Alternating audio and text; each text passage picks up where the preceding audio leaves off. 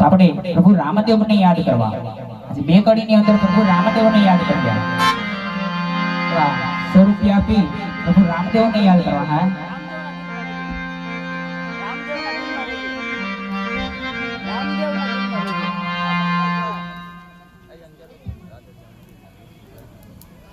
હા હે દિલ મારી જો રે રામદેવના દિલ મારી જો રે